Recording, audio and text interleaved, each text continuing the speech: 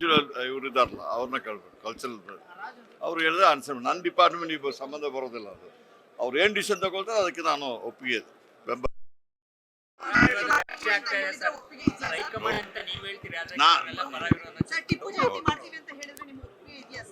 ನೋಡಿ chief minister DCM ಅವರು home minister ಏನು ಮತ್ತೆ ಕಲ್ಚರಲ್ ಏನು ಡಿಸಿಷನ್ ತಗೊಳ್ತಾರೆ ಅದಕ್ಕೆ ನಮ್ದು ಒಪ್ಪಿಗೆ ಇದ್ದೇ ಇರ್ತದಲ್ಲ. ಓಕೆ ಸರ್ ಮುಖ್ಯಮಂತ್ರಿಗಳ ಪುತ್ರ ಡಾಕ್ಟರ್ ಯತೀಂದ್ರ ಅವರು ಹೇಳಿದ್ದಾರೆ ನಮ್ಮ ತಂದೆ 5 ವರ್ಷ ಮುಖ್ಯಮಂತ್ರಿ ಆಗಿರ್ತಾರೆ. ನಿಮಗೆ ಬೆಳಗ್ಗೆ ಸಾಯಂಕಾಲ ಎಷ್ಟು ಮುಖ್ಯಮಂತ್ರಿಗಳ ಮಗ ಮಾತಾಡಿದ್ದಾರೆ ನೋಡಿ ಅದ್ರದ್ದೇನಿಲ್ಲ. ಅವ್ರೇನು ಹೇಳಿದ್ದಾರೆ ಅಂತ ಹೇಳ್ಬಿಟ್ರೆ CLP ಅಲ್ಲಿ ನಾವು ಎಲೆಕ್ಟ್ ಮಾಡಿದಾಗ AICC ಅದು ನಾನು ಮೊದಲೇ ಹೇಳಿದ್ದೀನಿ AICC ಅಬ್ಸರ್ವರ್ ಇರ್ತಾರೆ ಅದನ್ನು ಇನಾನಿಮಸ್ ಆಗಿ ಚೀಫ್ ಮಿನಿಸ್ಟರ್ ಎಲೆಕ್ಟ್ ಮಾಡ್ತೀವಿ. ಅಲ್ಲಿ ಯಾವುದೇ ವರ್ಷ ಹಾಕೋದಿಲ್ಲ.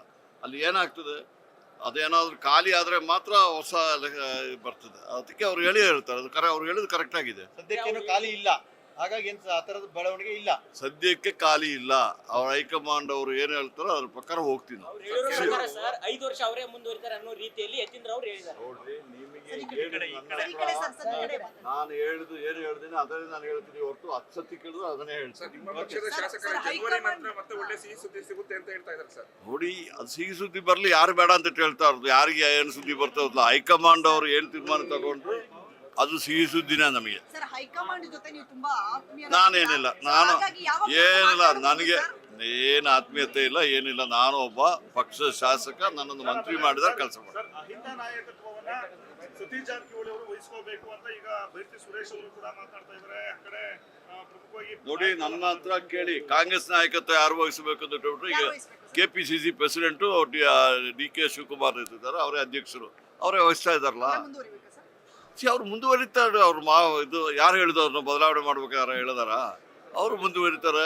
ಚೀಫ್ ಮಿನಿಸ್ಟರ್ ಮುಂದುವರಿತಾರೆ. ಹೈಕಮಾಂಡ್ ಅವರು ಏನು ಡಿಸಿಷನ್ ತಗೊಂಡ್ರು ನಾವು ಅದಕ್ಕೆ ತಲೆ ಬಾಗ್ತೀವಿ. ಗೊತ್ತಾಯ್ತಲ್ಲ ನಿಮ್ಗೆ ನನ್ನಿಂದ ಹಿರಿಯ ನಾಯಕರು ಕೊಡೋದಿಲ್ಲ. ನಮ್ಮ ಪಕ್ಷದಲ್ಲಿ ಹೈಕಮಾಂಡ್ ಅವರೇ ಅದಕ್ಕೆ ಸ್ಪಷ್ಟನೆ ಕೊಡ್ತಾರೆ. Okay sir, thank you sir. News first ನಿರ್ಭೀತಿಯಿಂದ ನಿಮ್ಮ ಪರವಾಗಿ.